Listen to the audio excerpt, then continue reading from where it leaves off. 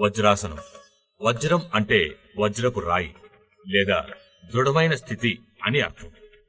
వజ్రాయుధం ఇంద్రుని ఆయుధం.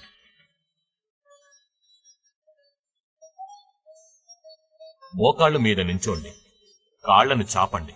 శ్వాస పీలుస్తుండగా చేతులను పైకి ఎత్తండి.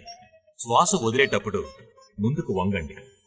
మోకాళ్ల నుంచి అరచేతుల్ని 1.5 అడుగులు ముందుకు ఉంచాలి.